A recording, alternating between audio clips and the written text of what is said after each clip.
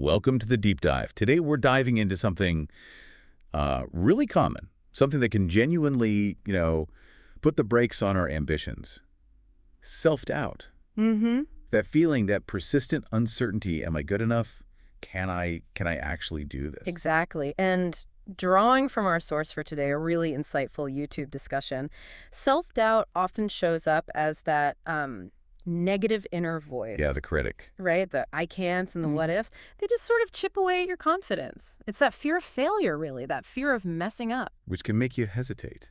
or completely avoid things, avoid opportunities you might otherwise take. It really is like having a backseat driver in your head, isn't it? Mm-hmm. Constantly questioning everything. And, what's interesting is our source mentions that a little bit of self-doubt, just a spark, can actually be okay. Right. It can motivate you. Yeah, push you to prepare more, be thorough. But when that spark turns into, like, a wildfire, Then it's paralyzing. totally stops you from even starting towards your goals. Precisely. So our mission here in this deep dive, inspired by the practical stuff shared in that YouTube chat, is to really dig into some strategies. How to understand self-doubt, and more importantly, how to actually navigate it. Okay, let's get right into it then. Yeah. First up, the source really stresses building self-awareness. Mm-hmm. Now, that might sound a bit obvious, but it means really noticing, truly recognizing those moments when self-doubt starts creeping in. That's got to be the first step, right? You can't fix something if you don't even know it's This is happening. true. And the transcript suggests something pretty practical. Keeping a journal. Like a logbook. Sort of, yeah. Like a detective's log for your own thoughts and feelings. You jot down when the doubt pops up, what situation maybe triggered it, the specific thoughts running through your head. Ah, so you start seeing patterns. Exactly. You map it out. That's a great way to put it. Mapping the terrain of your self-doubt. You might start to see, oh, it always happens before I have to speak publicly, or maybe when I think about asking for a raise. And once you have that map, Then you can start challenging those negative thoughts. absolutely. And that's strategy number 2. The source gives a great example. That inner voice says, I can't do this, or I'm going to fail. Yeah, we've all heard that one. Right. And the idea is to consciously counter it. Talk back to it with something more balanced, like, okay, I can try my best, or whatever happens, I'll learn from the experience. So it's not just positive affirmations, it's more realistic reframing. Exactly. Actively challenging those automatic negative assumptions, like having a little debate with that irrational voice. Instead of just letting it run wild, you present counter evidence, a more realistic view. Yeah. Okay, now, something else that can really feed self-doubt, according to the source, is setting these massive, kind of vague goals. Oh, definitely. If a goal feels just huge and fuzzy, it's easy to feel overwhelmed before you even start. And being overwhelmed is like fertilizer for self-doubt. Totally. So the transcript really highlights breaking down those big dreams. Into smaller pieces. Smaller, more manageable steps. Think about building a house, You don't get it all at once. You lay the foundation first. Right. Then the walls, the roof.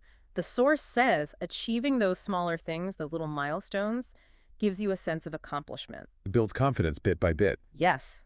Accumulating those small wins, they prove to you incrementally that you can make progress. Each small success is like evidence against the doubt. Precisely. It builds momentum, makes the bigger goal feel less scary, more achievable over time. Okay, and related to that feeling of being capable, let's talk about support systems.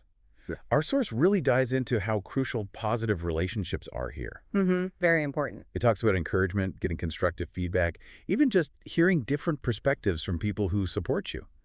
How that can quiet the internal noise. Yeah, and what's really insightful is the idea that self-doubt often gets worse when you're isolated with it. Right, it festers. Exactly. It gets distorted, magnified in your own head. But talking to trusted friends or mentors, maybe even certain colleagues, Gives you a reality check. yeah, they might see strengths you're totally missing or offer useful advice from their own lives. It really can lighten the emotional load. It's like having a sounding board, isn't it? Someone objective when your own view is clouded by self-criticism. Okay. This next one I think is, well, it's vital but often skipped. Self-compassion. Oh, this is so critical. The transcript explains it as being as kind to yourself as you'd be to a friend. Right. If they messed up or were struggling, it's about pushing back against that really harsh inner critic. Think about it. If your friend failed at something, you wouldn't just tear them down, would you? Hopefully not. You'd offer support, understanding. The source really hammers home treating yourself like that.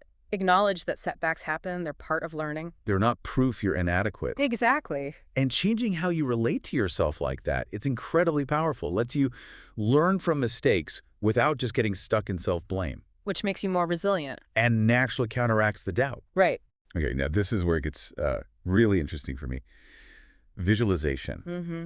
The source talks about mentally rehearsing success, creating this vivid picture in your mind of achieving things, Yeah. overcoming the hurdles. And psychologically, this is fascinating because our brains don't always perfectly separate, vividly imagine stuff from real experiences. Really? Yeah. So if you consistently visualize yourself succeeding, you're actually strengthening the neural pathways linked to confidence and feeling competent. It's like, Yeah. like pre-programming your mind. So it's not just wishful thinking then, it's more active. Well, the transcript connects it directly to action. So say you're nervous about a presentation. Okay. You visualize delivering it well, feeling confident. That visualization can then actually motivate you to prepare properly, practice your delivery, take the concrete steps. So the visualization makes the action more likely. Exactly. It builds that initial belief, reduces the anxiety, and then the action reinforces the belief and chips away at the doubt that might have stopped you preparing in the first place. Makes sense. Yeah. Now, failure. It happens, right? We all face it. But the source offers a really empowering take on this. Yes, embracing it. Not as like the end of the world, but as a learning opportunity, a valuable one. It's a fundamental reframe, isn't it? Instead of seeing failure as proof you're no good, You see it as feedback. essential feedback. What can I learn here? What went wrong? What could I try differently next time? So moving from a fixed mindset, I failed, I am a failure, to a growth mindset, I failed, what's the lesson? Exactly. And the transcript points out when you see failures as lessons, the fear of making mistakes goes down. Which encourages you to try more things, take more risks. Naturally, step outside that comfort zone. And that feeds directly into building resilience. Oh.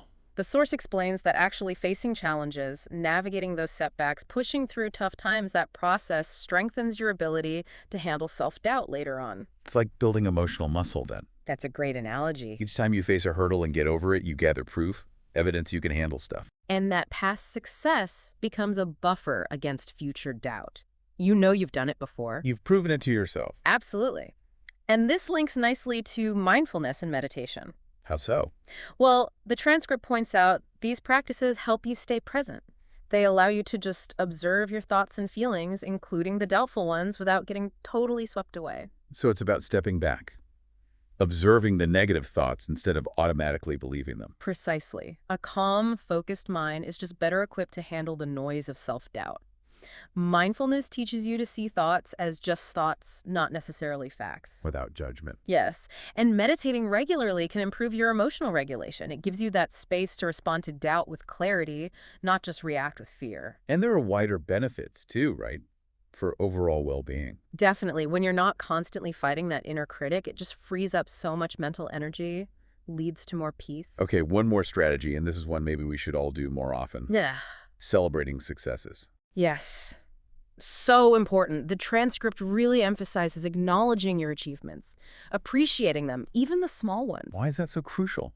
It reinforces the positive behavior. It builds your sense of, hey, I can do things. Self-efficacy. It's like making your own highlight reel. The source says consciously recognizing wins, even minor ones, creates this positive feedback loop. Mm-hmm. You achieve something, you acknowledge it, that motivates you to keep going, reinforces your belief in yourself. And it shifts your focus, doesn't it? Away from what you haven't done towards what you have. Which is a powerful antidote to self-doubt. Absolutely. Doubt loves to focus on shortcomings. Celebrating progress builds a more balanced, positive view of yourself. Makes it harder for the negative voices. So wow, we've covered quite a range here. Self-awareness, challenging thoughts, realistic goals, support systems, self-compassion, visualization, embracing failure, resilience, mindfulness, celebrating success. It's clear this isn't just one magic bullet. No, definitely not. As the source wisely points out, it's an ongoing journey. It takes patience, persistence, a willingness to grow. And everyone feels it sometimes. Everyone. Regardless of how successful they seem, the key is having effective strategies to manage it so it doesn't stop you in your tracks. Well said. So, for everyone tuning in, remember those feelings of self-doubt. They're normal. But They don't have to define your path. Mm-hmm. Try out these strategies. See which ones click for you. Make them part of your toolkit for building that confidence and going after your goals. Absolutely. And be kind to yourself along the way.